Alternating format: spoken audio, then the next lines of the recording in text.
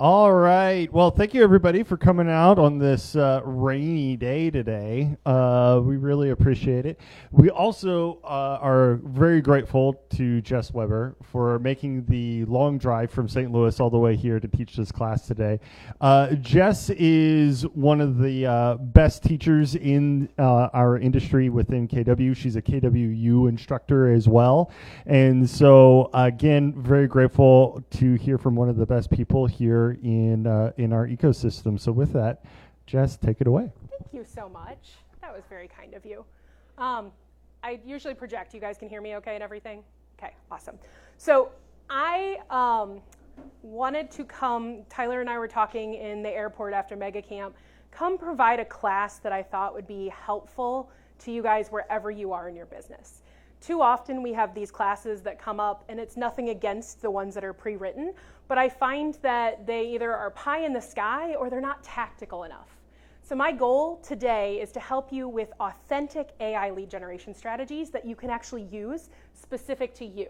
So this is not going to be Jess' class, Jess' way of doing it. I want to help you find your authentic voice and use this in a way that aligns. So that's today's goal right here.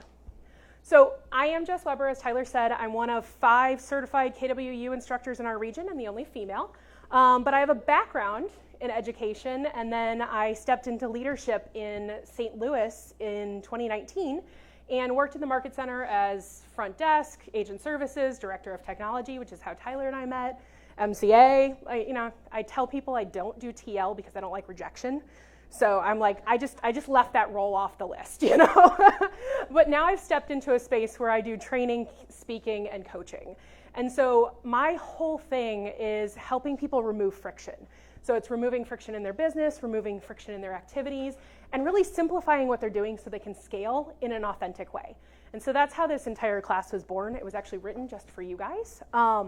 So you guys are actually going to get this entire presentation, and I would love it if you would connect with me later, give me feedback on what you felt. So if you like social media, you can find me there. If you want to shoot me an email, great. But I love feedback because I figure that's the way that we all get better and the way that I can continue to create classes like this for you. So as I said, I like to give you things. So if you either pull up your email client and type in my email and the subject line, or you scan the QR code, your phone should do it for you, you will have this entire slide deck in your email.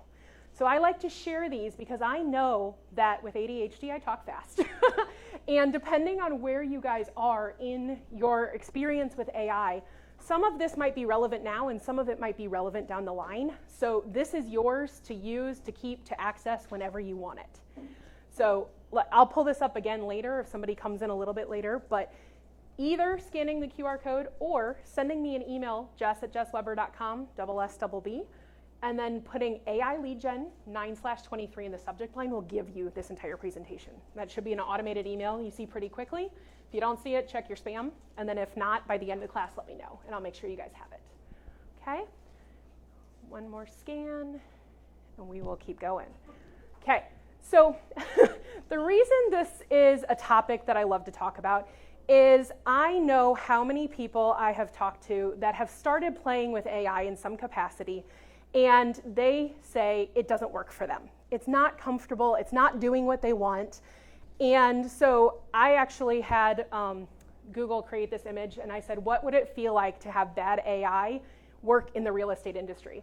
So this is your AI robot talking to the dog instead of the humans, right? And so the goal of today really is to help you guys feel comfortable enough with AI and train it so that it's working with you like your intern. It is not talking to the dog at an open house, okay? So hopefully one of the reasons you're really here is you feel like you're doing too much manually and you want to learn how to leverage some of that to AI. So your goal is to stop doing quite so much manually and figure out how to do something authentically. You recognize that AI is here. It's not going away. We've been using it for years now, and it's only going to get more prevalent. And so you just want to figure out where to start with it. And lead generation is something you know you need to do in your business. You might want to figure out how to buy back your time or gain more consistency or more leverage without actually hiring somebody.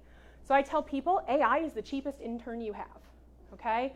You can use a lot of it for free, or it's the best $20 I spend every month, right? So that's way cheaper than a virtual assistant. That's way cheaper than a director of operations. Sorry, Tyler, love you. But you can leverage so much to AI to start with and really help develop things. And hopefully you're not really looking for hype, you're more ready for this practical help. So I'm gonna try to balance some of the mindset stuff with tactical and practical examples for you guys.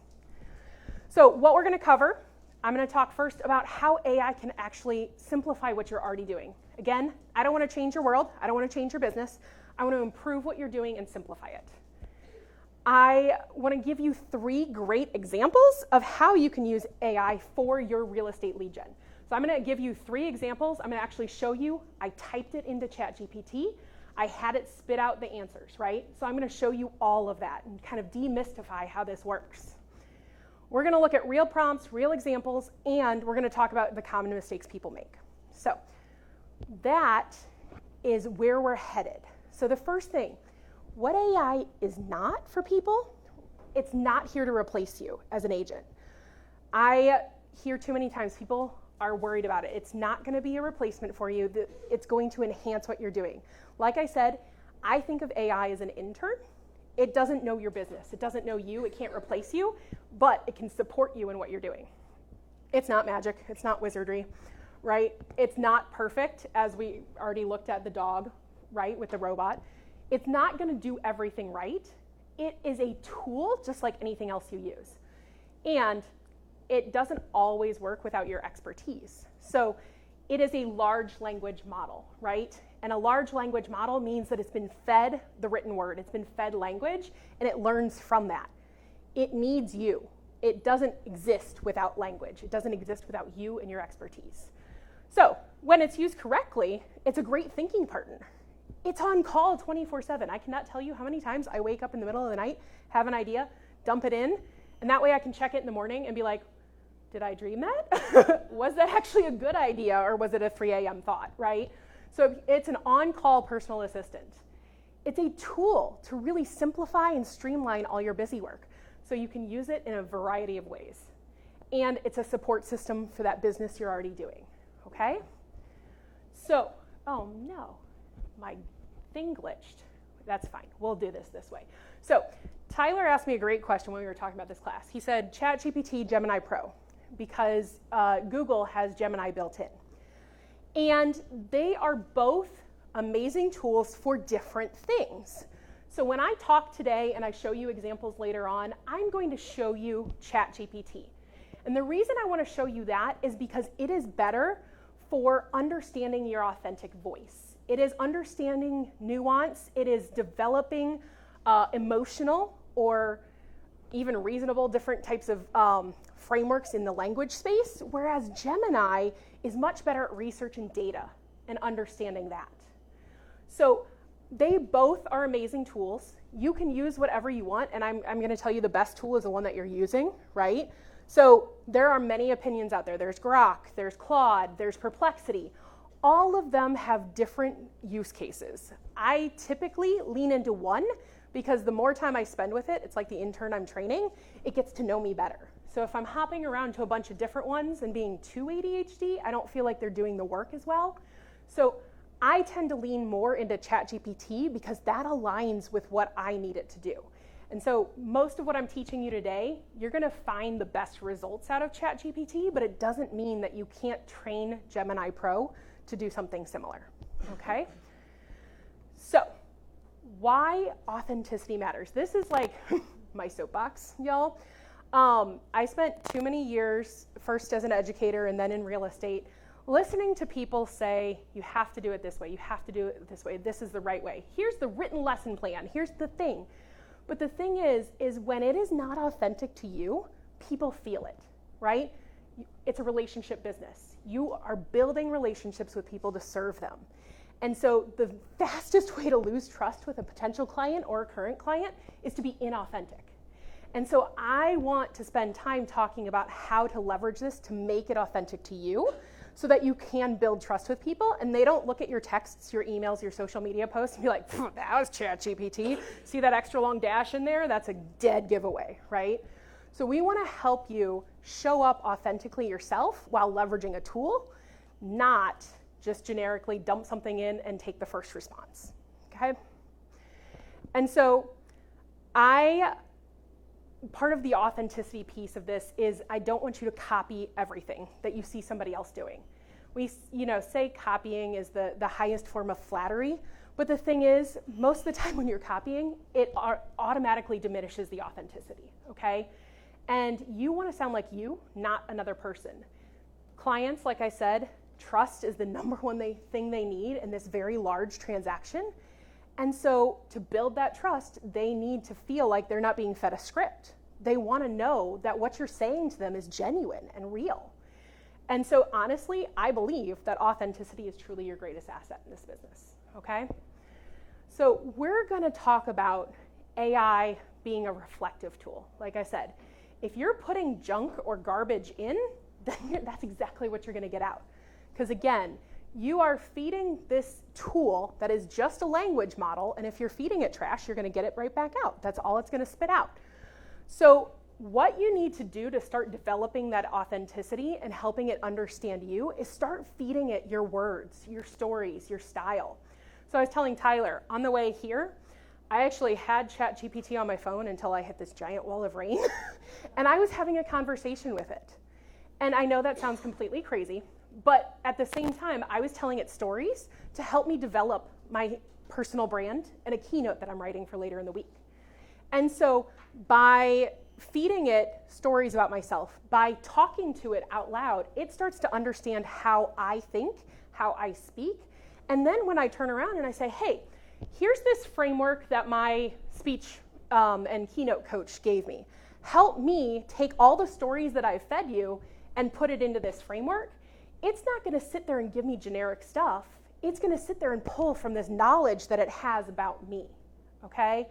So the more that you feed it, screenshots of text messages, uploaded PDFs of emails, whatever social media captions you write, anything that you have authentically written, that you have generated, when you feed it to it, it trains it, okay?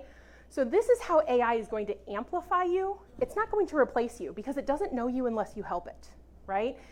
Like if you went and said, hey, ChatGPT, who is Jess Weber, it would pull up my website. It would give you some things about me, but it's not going to sit there and turn around and be me, right? It has an awareness of what I've fed it, and that's it.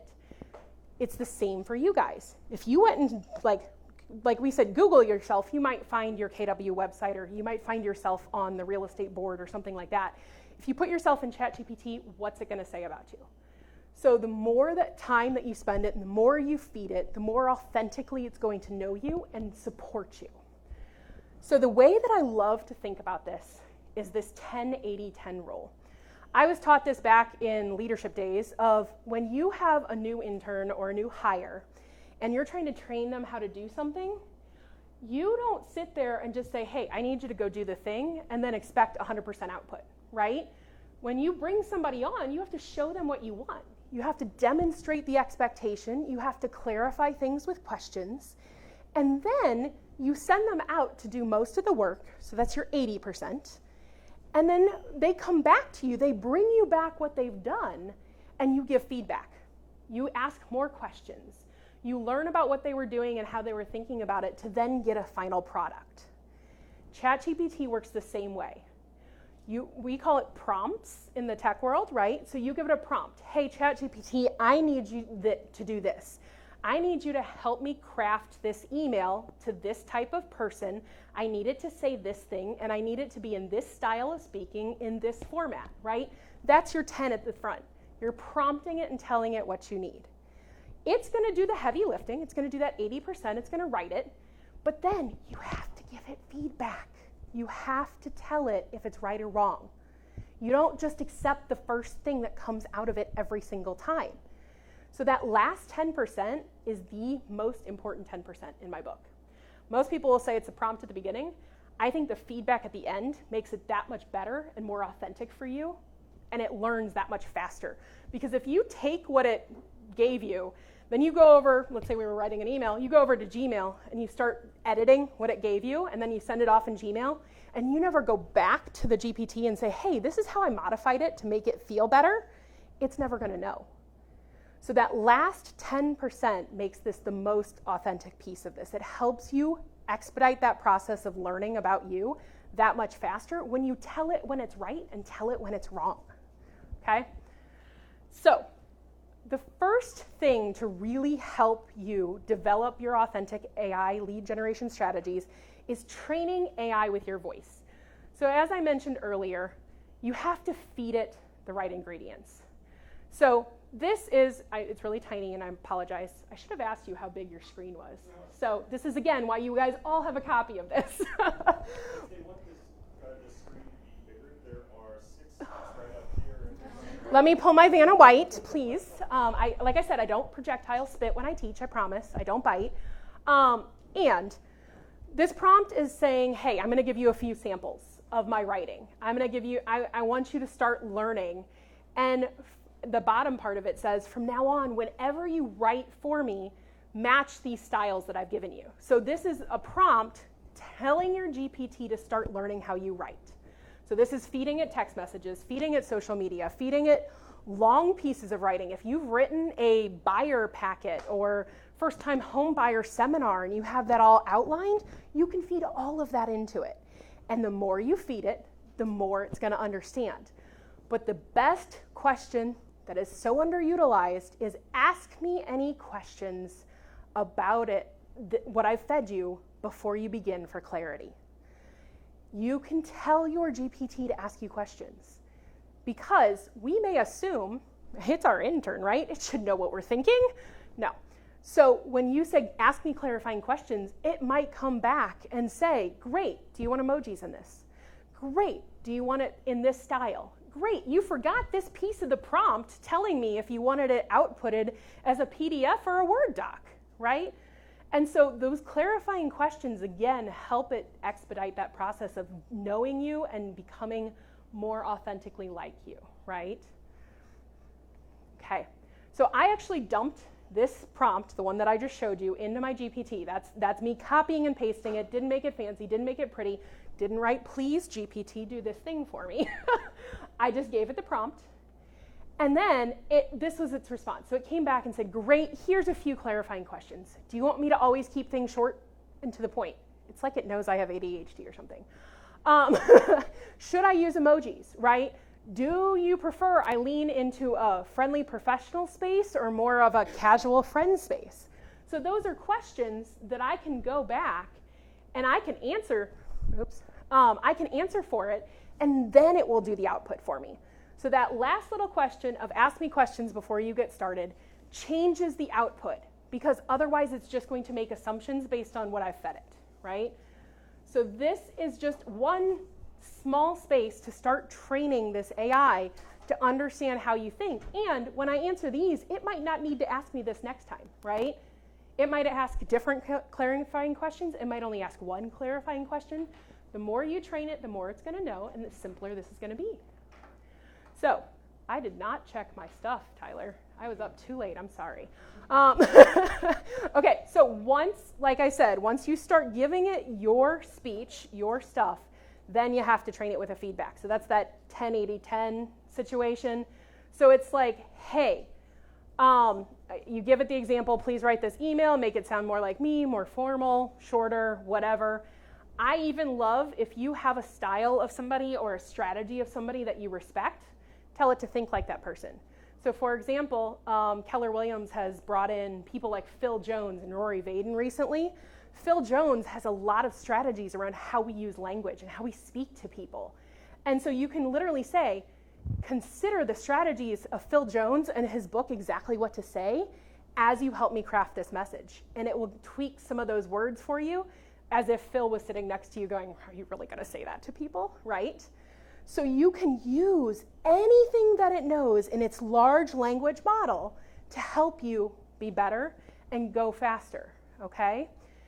Again, ask me all the clarifying questions. And then once you start working with it, you can give it more feedback. So an example of more feedback is, well, that's closer, but add more humor. Make it sound like something I'd actually text a friend, right? So again, I give you this example. I dumped the first one in, and then it came out, and it was like, got it, here's my clarifying questions. And then I answered it, and it was like, great, and then it wrote it. And again, all of this is in the slide deck that you guys have, which is why I'm going fast.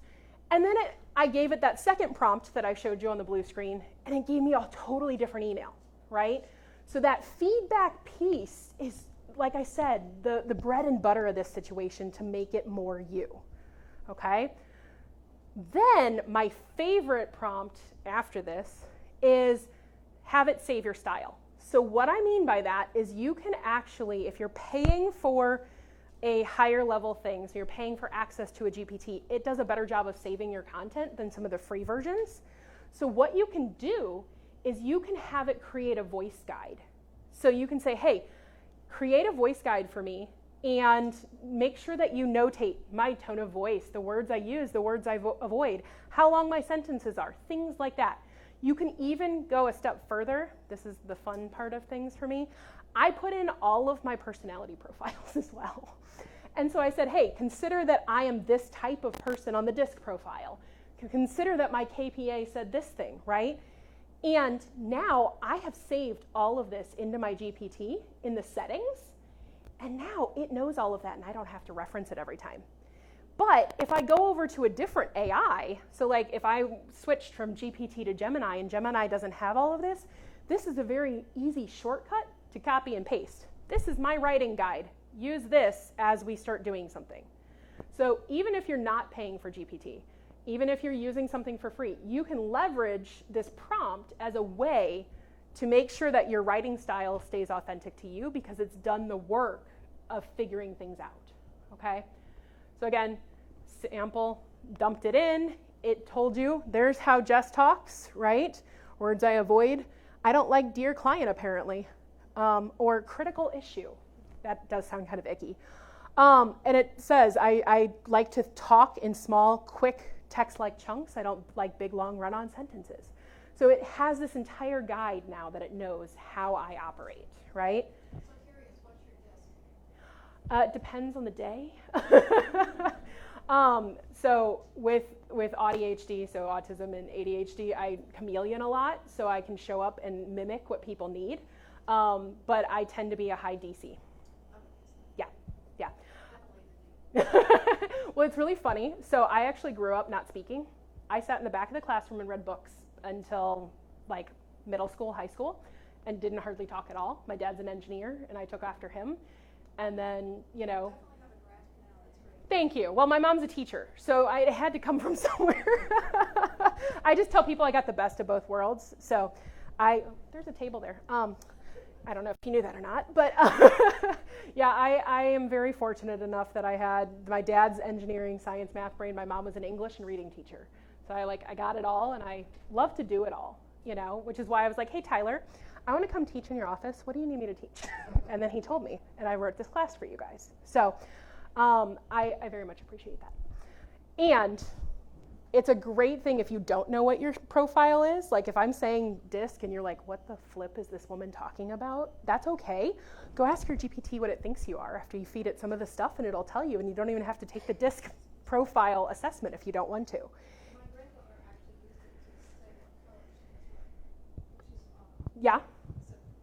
so, Oh, I mean, literally the biggest limit in a GPT is the fact that it's about a year behind in language, and that's it.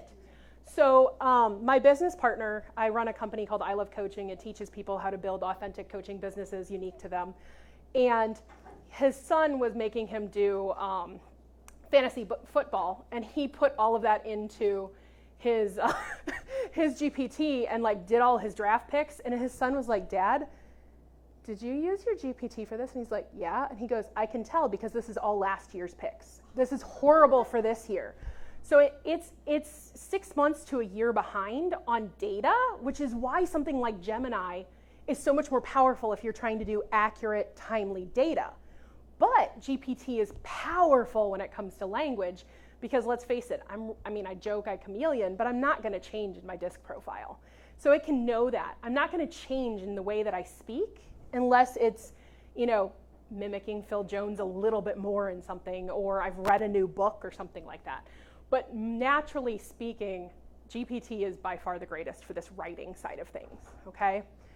So it asked me, hey, do you actually want a sample paragraph in your voice? So it gave me the list.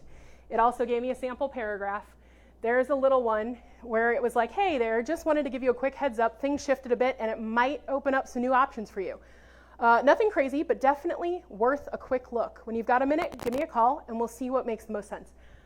That sounds so much like me. It's almost scary, y'all, because I've spent several years now working in my GPT, and it knows the way that I speak. But if for some reason it gave me that sample, and I said, no, I don't say that word, I don't talk like that, I would give it the feedback, right? So that feedback loop is incredibly powerful. Okay, so once you've got all of that stuff together and you've kind of taught it about you, now is the opportunity to start leveraging that in your business, which is why I know you're really here. Okay, so we're gonna talk about a couple of different use cases and what's the problem, the prompt, and the output and the feedback that I give GPT. So here's several use cases. The first one is turning your client conversations into a lead magnet. So how many of you get the same 5 questions from buyers, you feel like, all the time? Anything? No? Yes? How fast is, especially first-time home buyers, how long is this gonna take? How fast can I close? How many? There's usually some level of similarity in questions. You can take those, feed them and your answers into GPT, and turn it into a PDF, an FAQ, a lead magnet of some kind, right? So you can actually expedite the process of answering some of these questions, but also making yourself look more like an authority because you're presenting it before the questions even come up, right? You can give that to people and demonstrate who you are and why they should use you as a fiduciary in this big transaction. And it just makes things so much easier because it's already set up to answer them in your voice, but you won't have to repeat yourself as many times, right? It becomes a reference point. We live in this technological age, and so many people are like, oh, just email it to me, but they lose emails. Something like this can be an amazing one sheet at an open house, right? It can be something that you hand out at your kid's event or something when you're hosting a table. It can be attached to a pop-by, right? Anything that you can use in a space, you can put the questions on your website. But it gives you this opportunity to establish yourself in a way that you're going to answer them. Again, fair housing compliant wise, right? And you don't have to repeat yourself as much. So it creates a lead magnet for you. So I literally dumped in 7 just generic random questions. What's the market like right now? What's an average closing time? What's an average price point for Chesterfield, Missouri, which is where I live? What are the schools like? What are the nearest hospitals? What are the demographics like? And what else should we know about the area? So I picked 7 common questions. You notice I specifically put one in that was fair housing not compliant just to see what happened.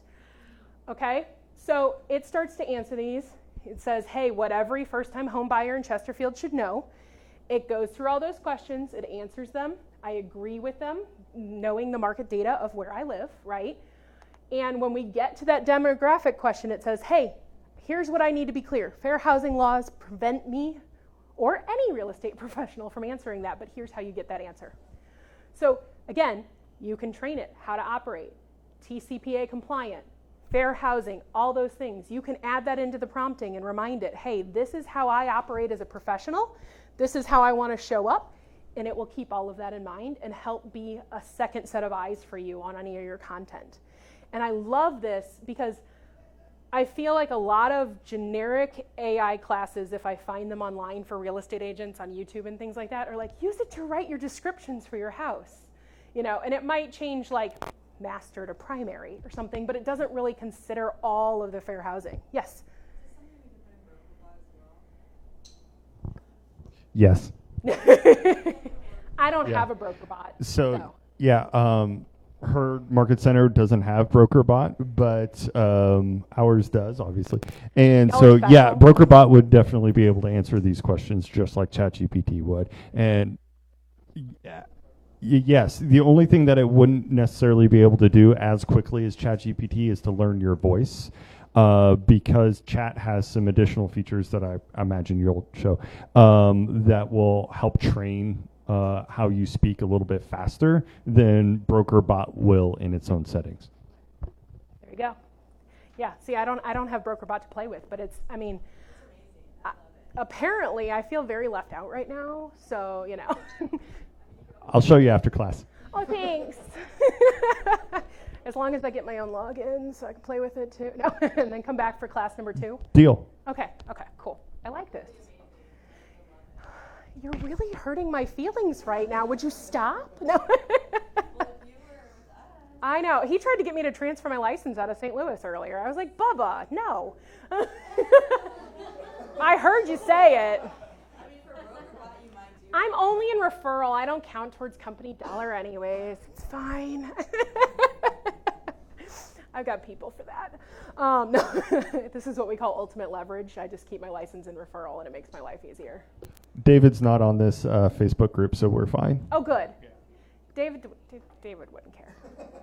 I'm like the black sheep. I just kind of come and go and do what I want. It's fine. No, and I say that with all the love and respect in the world. But I literally did this prompt just to show you how this can be helpful in understanding your industry, because it does have an understanding of the real estate industry. So not only are you training it in your casual speak, but you can train it in industry language as well and behaviors as well, okay? So again, I put that whole sample in there, and then it's like, hey, what do you want to do next with it? Tell me, and like you can even say, hey, make it a PDF, hey, make it a spreadsheet, hey, make it a thing, right? So you get this opportunity to start using this at a really high level. Okay, number 2, another fun thing that has been a trend recently at KWRI and at our events is talking about demonstrating your local area expertise on an education platform like YouTube. So not everybody's on YouTube, that's totally fine.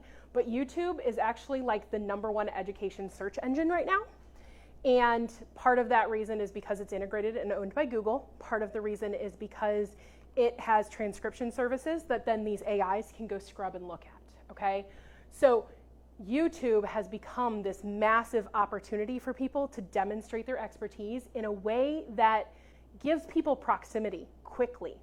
So it takes an average of 48 minutes for somebody to start trusting you when they're with you. Now, if you think about how many 30-second reels that is, do you really want to spend all that time trying to nurture somebody through 30-second clips?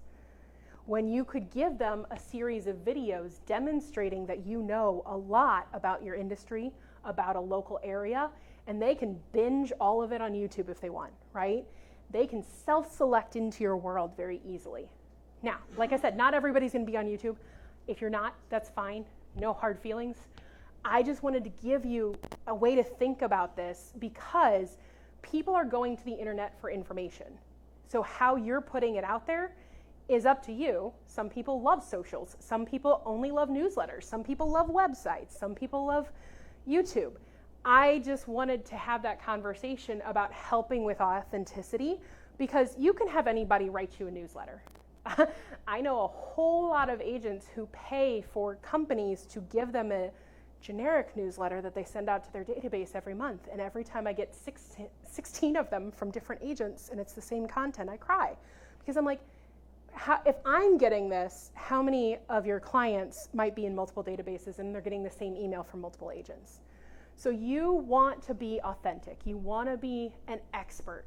And not just a buying and selling expert, but a home ownership expert. And so this is an amazing opportunity and way to do this is you showcase your farm, your area that you love to do things in, right? So if you're looking at first-time home buyers, you write videos about your first-time home buying experience in Chesterfield. If you're looking at downsizing and you're working with elderly clients and you have a background in occupational therapy, you're going to write very different scripts than your home buyers, right? Your first-time home buyers. But that's what makes you unique and special. And so you can have the AI take the time to get to know you, right? Think about it, and then it can generate the entire series for you. You could do 5 videos, 10 videos, 20 videos. I don't care. but they don't have to be long. They could be 3 minutes, 5 minutes, 10 minutes. And it showcases you. So you go on, and maybe those 7 questions you like typed in earlier, those are also a 7 video series where you answer them in person, right? So again, demonstrating your expertise. It works for a whole bunch of different platforms. Another great strategy is you take the transcript of any video you make, you run it through AI, and then you have it write a blog post for you too. So suddenly you're on an education platform with the same content as your website, which is media you own. And then you can also turn it into some Facebook posts or some Instagram reels or whatever the heck you want. Like whatever else and whatever the heck don't really blend, y'all, sorry. But whatever else you want it to be, and you can literally put the same cohesive message across any platform you're on. And that's where we find people develop a reputation faster. Because if they're being intentional with the messaging and showcasing their expertise in an authentic way, people will consume the content on the platform they want to be on, and they're going to naturally gravitate towards people who are showing up on that platform. So you're going to find more of your ideal buyer and sellers in the space that you want to show up in. So again, YouTube doesn't have to be it, but YouTube is a great opportunity because of the fact that 1, it's owned by Google, and 2, it is being scrubbed by AI with all its transcripts and the summaries of the videos, okay? So here's, again, like I said, that prompt. It can literally say, here's your videos, here's your teaching points. I actually have a screenshot of all 5 suggestions talking about those points, and you'll notice I didn't have it script every single sentence, every single word. Because the second you start trying to read your computer screen with your camera right here, you're going to get very distracted and not sound authentic. So learning a hook or learning a closing of a video and then just having the talking points and talking authentically is going to demonstrate your expertise more than you trying to read an entire transcript, okay? So all of these are just here as an example if you want to go flip through them later. But it's like, hey, here's each video. They're casual. They answer real questions. They lightly invite viewers to connect without pressure. And you can put whatever CTA, call to action, you want at the end of anything you're doing. So if you're writing a newsletter, if you're putting a post out there online, if you're doing a video, pick one CTA for everything. So if you're a person who really likes to be texted, have them text you and put that on everything. If you're a person who really wants them to go fill out a form on your website, put the link to that every single time. Stay consistent though, because again, that consistency breeds that authenticity, makes things easier for people. It's kind of like the dentist who farms neighborhoods, and they send you the same dang postcard every other week until the day that you're having a chipped tooth, and then you're like, I need an emergency dentist, and you remember the postcard that's been in your mail every other week for 3 years.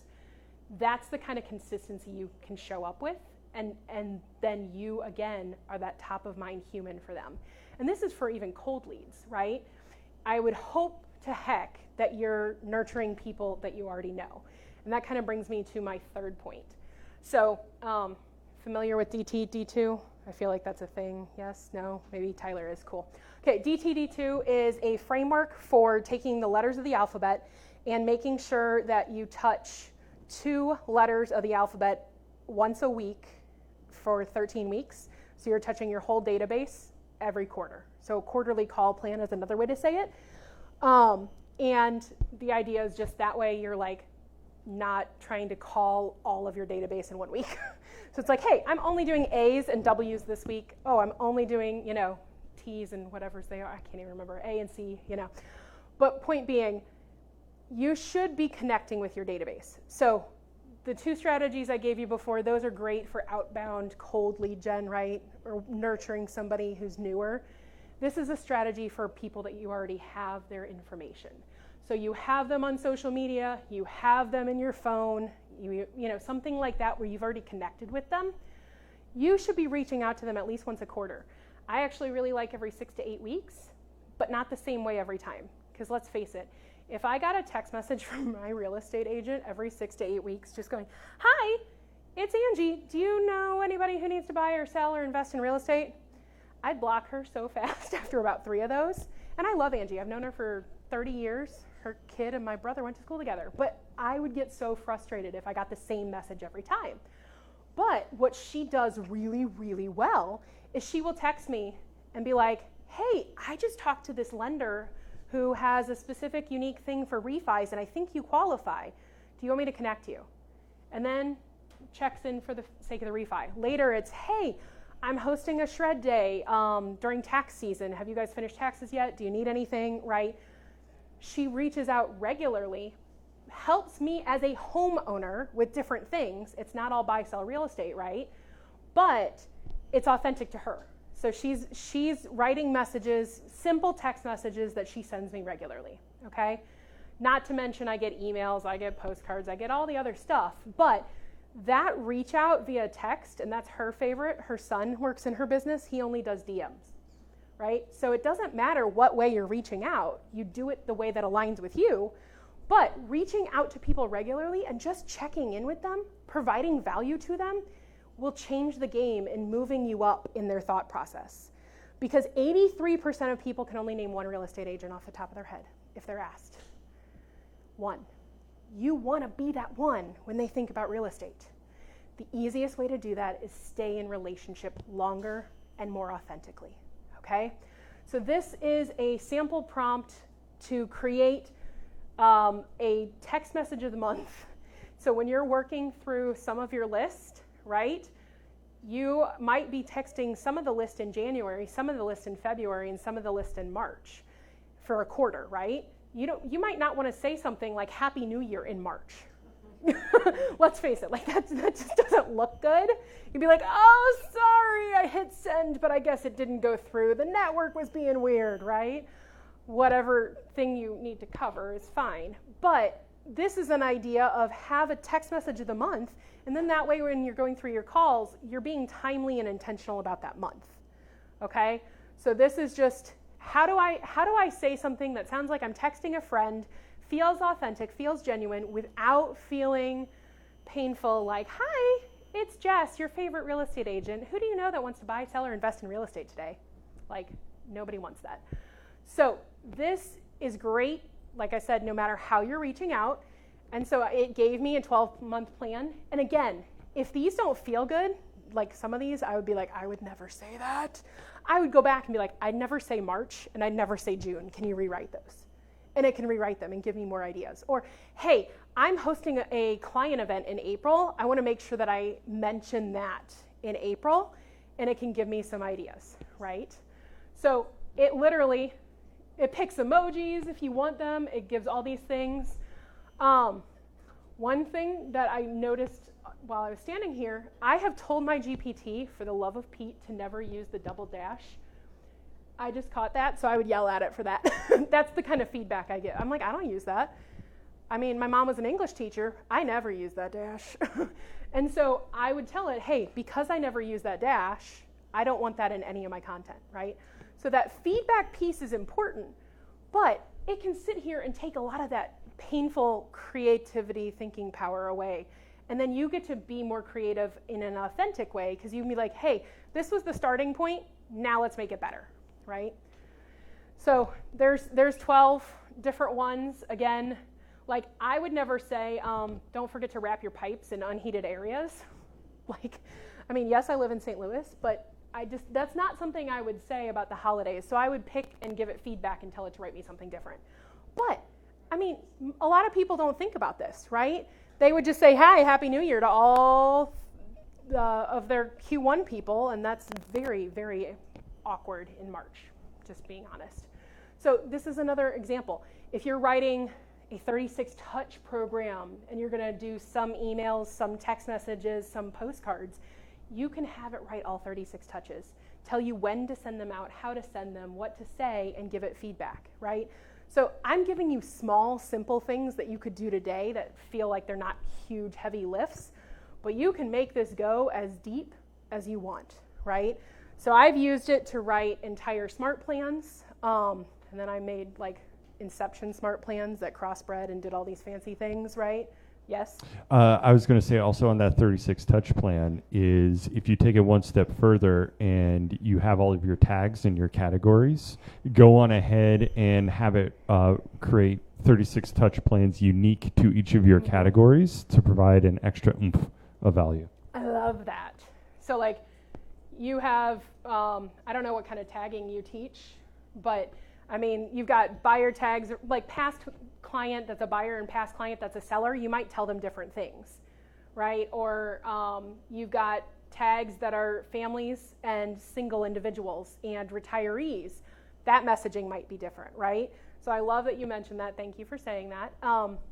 Again, like you said, that's a level up. If you have gotten to the point where you have categorized your database, which is honestly the first thing you should do in this business and the thing you should do every day anyways,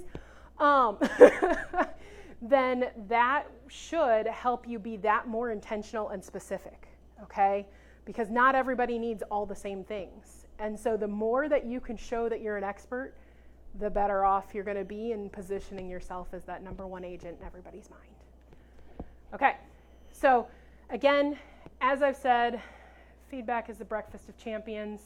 So AI is a long game. It is not, I fed it once, it screwed up and I hated every second of it and I'm never doing this again, right? So this is where good agents really turn AI into their strategic advantage. The first drafts are really perfect, rarely perfect. They're pretty much never perfect. And that's the point. It's a rough draft. It's a first draft. As my mother would say, you should have 3. I like to cut it off at 2. I'm too fast for that. But I still believe in not taking it at face value the first time it gives me something. Okay? And so the more feedback you give it, the better it gets. And that's why I was saying, please do not take something that's bad, go modify it somewhere else, and stop and not give it the feedback of where it went wrong. So like even this class, I wrote the whole dang thing with AI. Then I built the slide deck by myself. I didn't use AI for the slide deck. And then I downloaded the slide deck and I said, hey, here's what I ended up with. So thank you for like the initial, but here's where I'm going. And then it gave me more feedback and then we argued some more and then I told it it was wrong. And then I did this other thing and then now I'm here, right? So it is a long game, but now it knows the way that I'm thinking about using AI authentically. It now has my language because I wrote the slide deck and I argued with it. And that, again, makes it even easier. So when I go back in and I say, hey, I'm going to teach this class again, but it's going to be for a 3-hour workshop, it already knows what I'm thinking and feeling and can help me modify it that way, rather than just the original conversation and then me going rogue, okay? And so that's why, like, I take on way too many speaking and teaching engagements because it knows how I'm thinking about everything. I've got all my slide decks built. I just modify them for the audience. And so it's the same thing for you guys. You guys know how to buy and sell real estate. Or if you're newly licensed, you're going to learn real fast. But you know how to talk to people. You just need it to understand how you talk to people so it can help improve that much more for you. Okay? And so again, I just want to remind you, 10-80-10 rule is where it's so important. Give it that last 10% and be vicious. It does not have to be nice. It's not a human being. Although if you spend enough time with your GPT and you ask it what it thinks its name would be, that's a very interesting thing. But it's not human. You can't hurt its feelings. And remembering that and being like, you're wrong. You screwed up. Like, I will argue hardcore with my GPT to get it where I want it to be because it is a tool. Use it, okay? So again, like I said, 10% context, 80% let it do the work, then 10% human editing. So every time you prompt it, give it the feedback, makes it faster, better, smarter. So you're going to be doing draft 1 or 2 more than draft 5 or 7, right, down the line. And remember, it's not a one-time thing. The more you train it, the faster it learns, right? It's that muscle memory, essentially. So why do these hate me? We're just going to pretend that they're working today. Okay, so coaching prompts that make it better. So these are things you can say to your GPT that people don't often think about. Try that again, but sound more like this thing. So if you fed it a text to a past client, try what you just did again, but reference that text message to that past client. I want it to sound more like that. This feels too formal. I want it like a casual Friday follow-up. You know, what would I say to Tyler that I might not say to Ginevra? I don't know. Give it feedback though, right? Or tell it to make changes. This is too generic. It's boring. Make it a local reference. Add more empathy. Like I said, I leverage the Phil Jones language and stuff like that all the time because I'm like, his way of asking questions is way more elevated than mine. And so I'll be like, hey, help me think through this. Ask me 3 questions to make it more accurate, considering what Phil Jones would ask me. You know, I mean, you can go as deep into this as you want, but my favorite thing is just to sit there, like I said, and talk to it. So when I say talk to it, I actually physically mean that I am talking to it. There are features built into ChatGPT where you can sit and type. You can sit and like voice memo, like you might do if you're that kind of person. Or there's actually built in a conversation. You pick the voice. So like mine's a kind of British dude, which is really funny because my husband walked in one night. I was playing Xbox at like 11 o'clock at night and having an argument with my GPT. And he's like, who are you talking to on the phone? I was like, it's just my GPT, I promise. There's no infidelity here, honey. You know, like it's funny, but you really can literally sit there and have arguments with it. So whatever, again, feels good to you. If you're a typer, go for it. If you're a talker, go for it. If you voice memo, go for it. I don't care how you do it, but the more time you spend with it, the better off you are. So my rule of thumb when I first was trying to learn this was every time I went to go doom scroll, open up a social media app, I would tell myself I had to close it and go have chat ask me 3 questions before I was allowed to doom scroll. And that's how mine started learning me faster. So it wasn't that I started arguing with it for 14 hours in one day and then it was all built and I was done, but it was a perpetual thing over time that helped it develop, okay? So I don't want anybody to hear me say all of this and be like, oh my God, she just said like I have to go fight with my GPT and all this stuff and like, I don't even know where to start. Say, ask me 3 questions about myself so that you get to know me better so you can help me with this thing. Help me be a better real estate agent. Help me be more relational with my clients.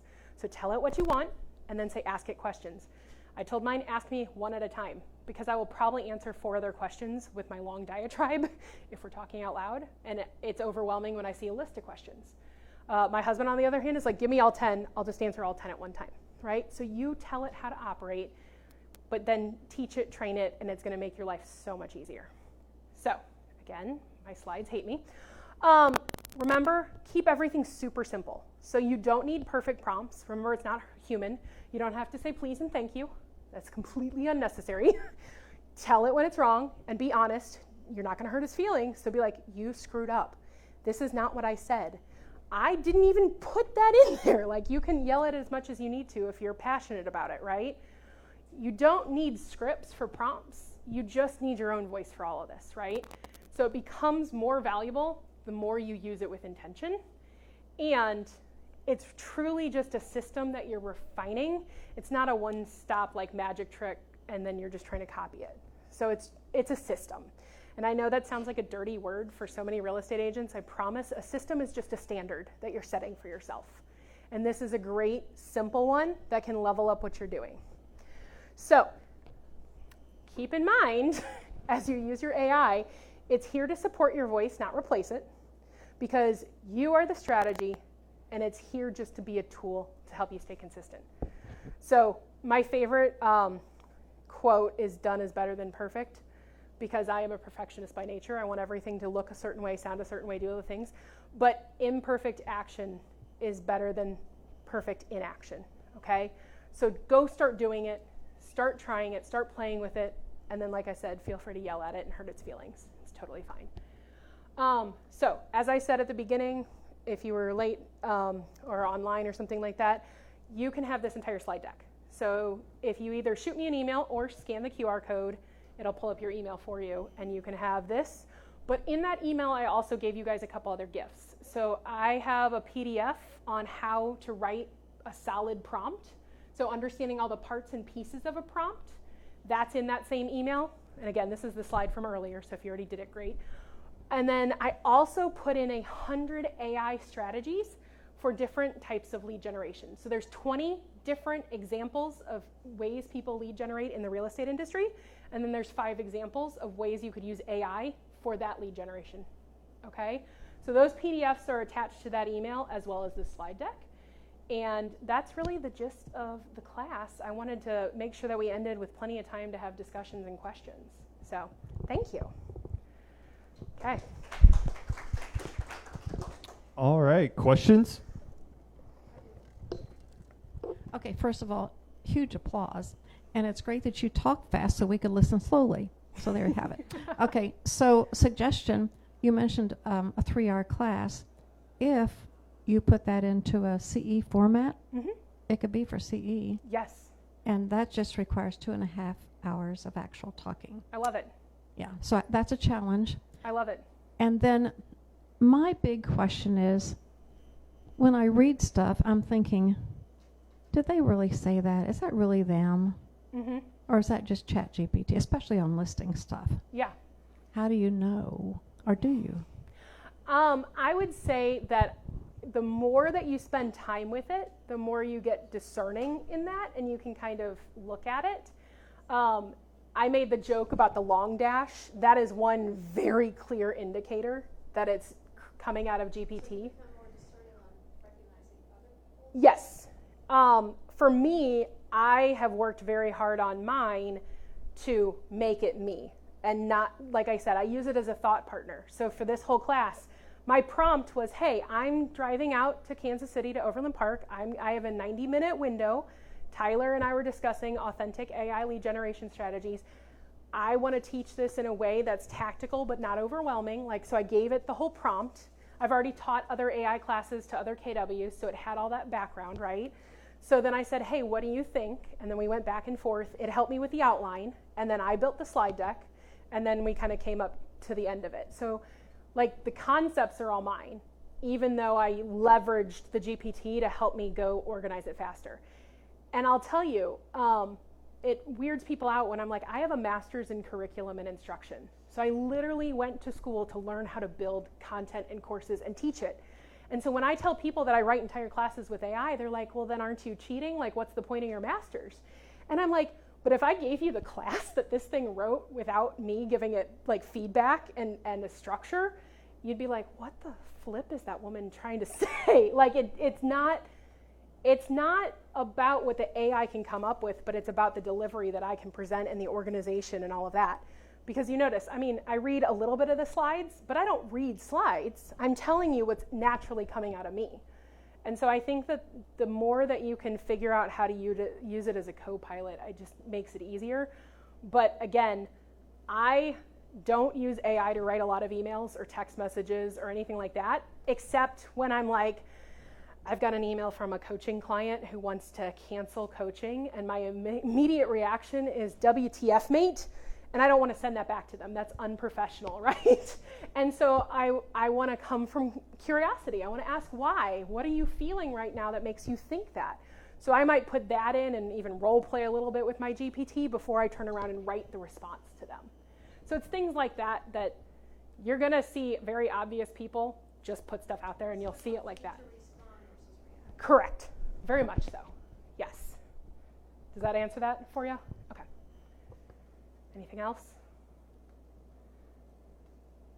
Y'all? What would be the first thing you would do as a new person in AI? Yep. I've never, I yell at my ChatGPT all the time. When you're saying that, I was like, oh, I do that all the time. I write my ChatGPT all the time. But I don't know if I'm necessarily teaching it. But Yeah. what would be something I could do to get started in Are you talking about AI in general or specific to real estate? Because I would answer it differently. specific to real estate? I love it. So I would tell it to ask you questions one at a time about your real estate business. Who is your ideal client? What is your ideal area that you work in? What is the price point? How do you operate? If you have PDFs of your buyer presentation and your listing presentation, if you have images of anything that you put out, I would feed it all of that. So I would prompt it to become an expert on your business. Okay? And then another question. Would I type this in BrokerBot, or should I just do this in ChatGPT? Okay. Yeah, I think. So yeah, the reason I would say do this in ChatGPT over BrokerBot is because in the settings of ChatGPT, there is a section there that says about me or something along Yeah, those so lines. I can't remember exactly what it Yeah. says, but what she just said there, I would say the exact same thing. I would tell it to interview me. That's another way to Essentially, word it. Yeah. as my best friend learning more about my business, right? Yeah. To give it some context on how it's supposed to ask me questions at the same time. And then I would take that and tell it to summarize those answers into, a couple paragraphs, copy that, and then paste that into the settings of chat. So that way it's always using that answer as a reference point for any of its answers that it's giving in the future. That is something that ChatGPT does. BrokerBot does not have that functionality because realistically, it's going to be answering in the terms of a broker rather than your voice specifically. So you would work personally. I know you don't have it yet, but Mhm. you would get them both like hand in hand, like ChatGPT does some. Because I got BrokerBot, I was like, this is amazing. I hate ChatGPT. Mhm. Then slowly I'm inching back to ChatGPT. Yeah. because it makes So I would use GPT for building what I would call my personal brand, right? Doing things in life. Like my son has a heart condition and has had 6 heart surgeries and all these things. And one thing I have to do is I have to submit all his like food diary for multiple days to his dietitian once a month. Well, who has the time or energy to sit there and be like, he ate half an orange? Okay, now let me go Google how many calories and what are the macros of half an orange. So what I do is in 20 minutes, I feed in what he ate, breakfast, lunch, and dinner for each of the days. And then I say, make me a spreadsheet with all the macros in it. Calculate the totals of each macro per day and then the totals of the week. And I send that to his dietitian. The first time I did it, she goes, how long did that take you? I've never seen anybody do anything like this. She's like, I have to do this manually. I said, it took me 20 minutes. And she was like, wait, like she literally paused and was like, what are you saying? Who are you? Are you like a spreadsheet wizard? And I'm like, no, I just use ChatGPT. So again, I use it for a little bit of everything because as it gets to know you as a whole person, it's only going to be more informed about the business side as well, right?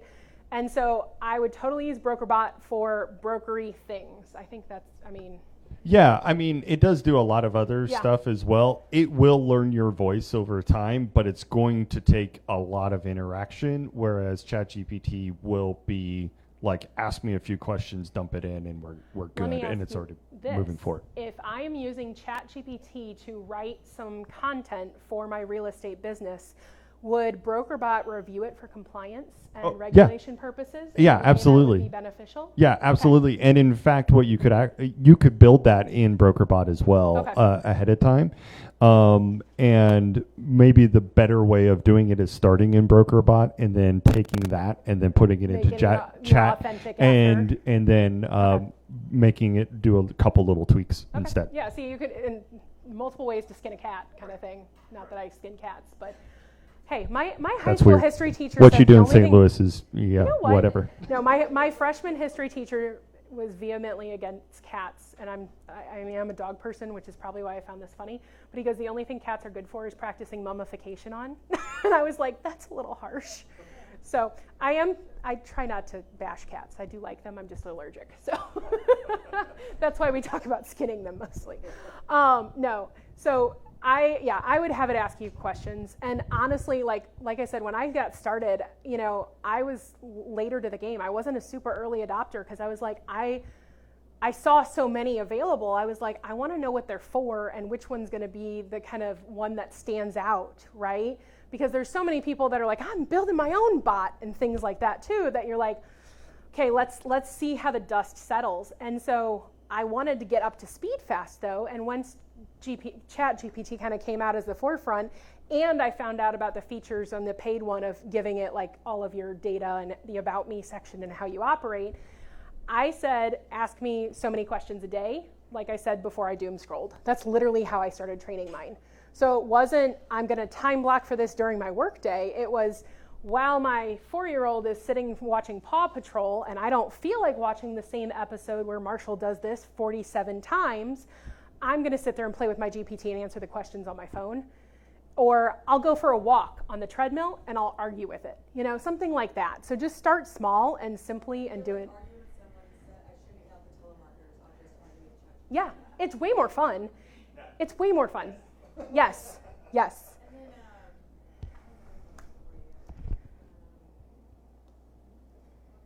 Okay. but you talk to it as well. Like, Yeah, so like I have, more than you do texting. if I'm working on a big screen, also known as my 4 monitors in my office, I am typing to it because I don't like using the voice feature of my laptop. But if I am on my phone, most of the time I will talk to it because I don't like thumb typing. So, and sometimes like if I'm busy and I don't want to use the like discussion feature, I'll just dictate to it and like, so then I'll hit send and then send it in text form. So I use all 3. Well, I think that's really smart that you show it when corrected, because normally I'll get something and it'll sound nothing like me. Mm-hmm. Like I need at least some words that are not significant. Right, You know? right. And then I'll correct it on my phone, but I'll never tell ChatGPT, so I'm just always correcting it and sending it rather than Yeah. sending it back. You know? Yeah, and that was the thing that like was the biggest aha for me, was understanding that it needed that feedback. And it wasn't until somebody said ChatGPT is your day 1 intern that's brand new to your business that I was like, oh yeah, I have to tell the intern they screwed up, right? I can't make the intern better if I don't give them feedback. And so that was that catalyst.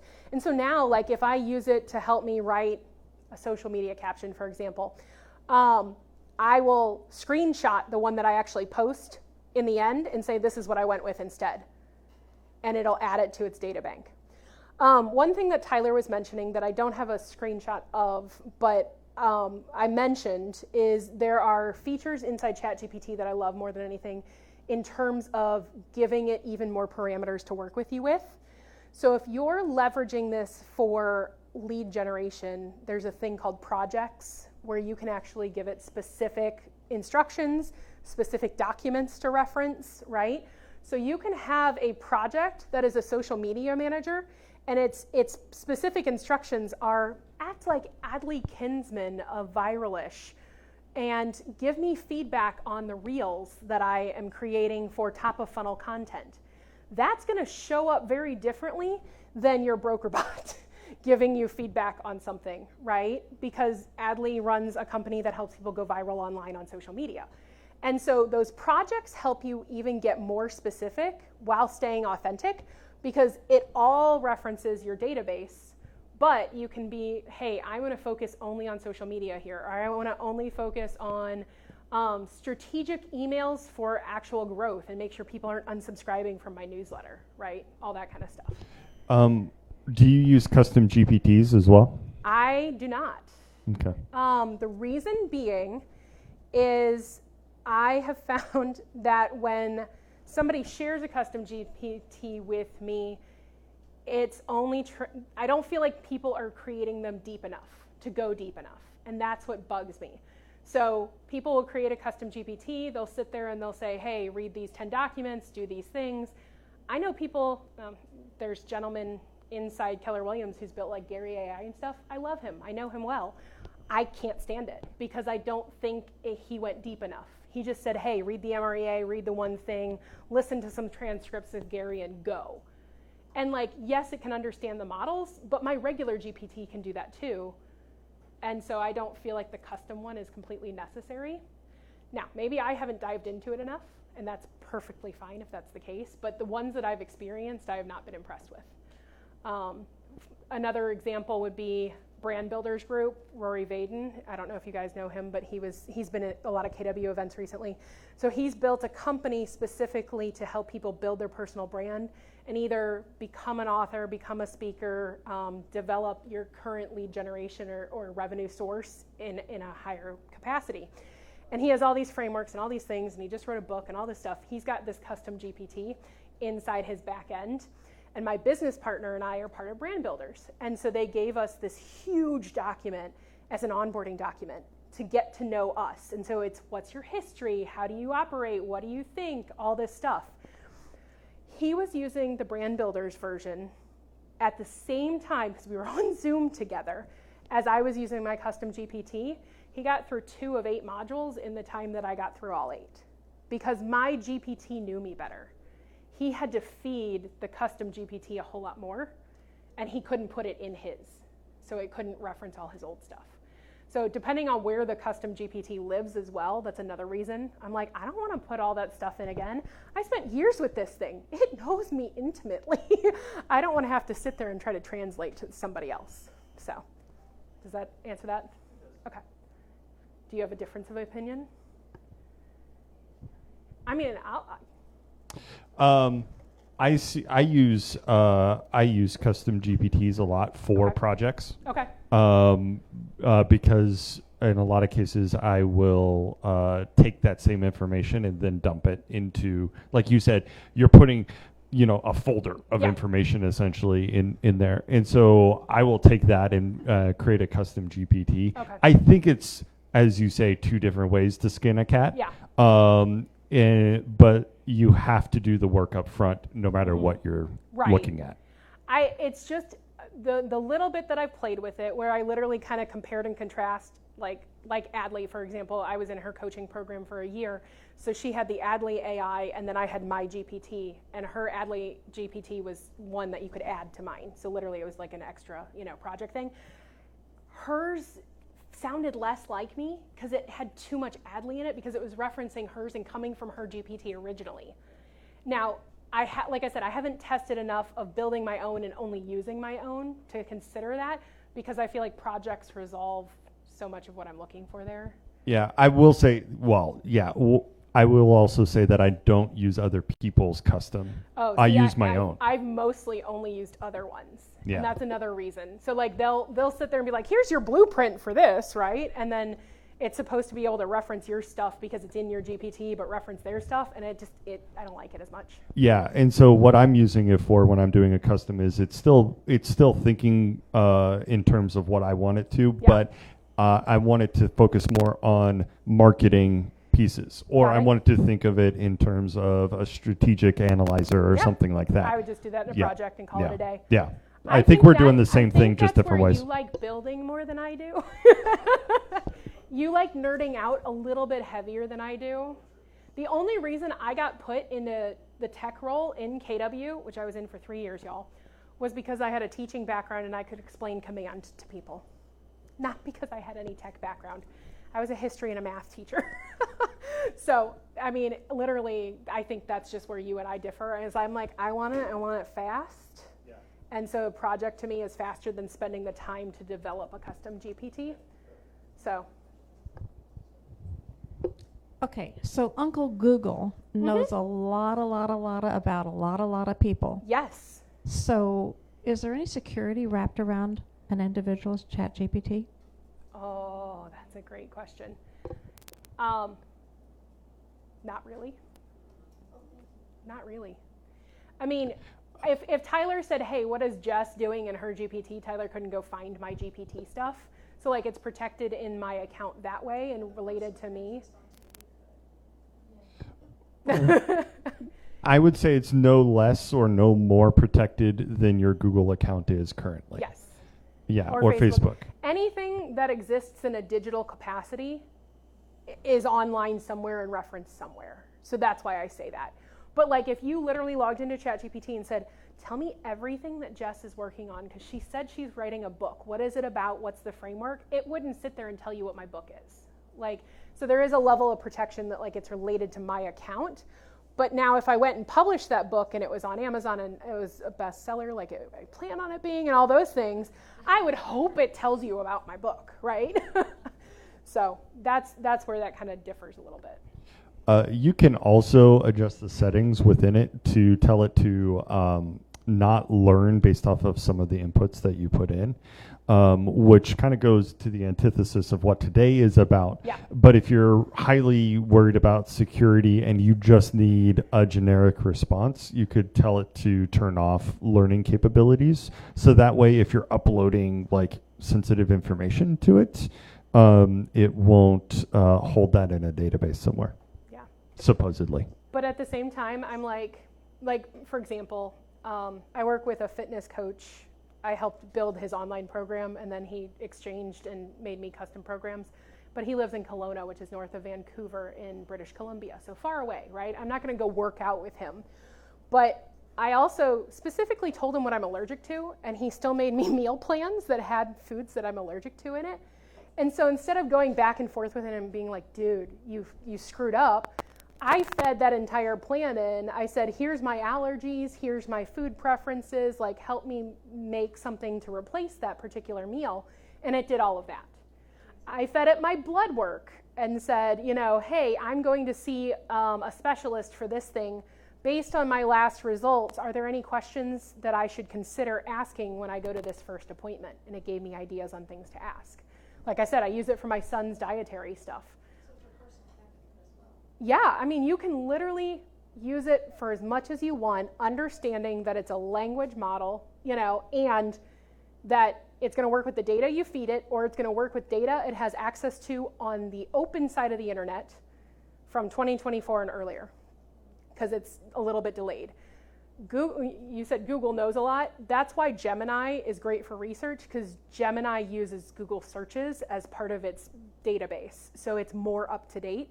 It's just going to be less language focused and more number focused. So I use it to verify things like, you know, not Final Fantasy like my business partner, but other things that are more timely and like data metrics and things like that. Like if I said, how many people are in, you know, Overland Park, I would go ask Gemini before I'd go ask GPT. Well, and so Google now, if you guys notice, when you search things, a lot of times there's an AI summary that comes up. That AI summary is actually Gemini built into the Google search. So it's trying to synthesize that information, because a Google search is literally just looking at keywords, what we call SEO, and trying to discern based on what you typed in, what results you might want based upon what other people have clicked on when they've searched something similar. And so it's trying to kind of like math it out and be like, oh, I bet she wants this thing, right? And that's where the AI kind of levels it up and goes a little bit further, because you can take it further, and it's like, oh, you're asking about this thing. Well, I'm going to read these 20 articles and give you the short version of it. And that's really nice.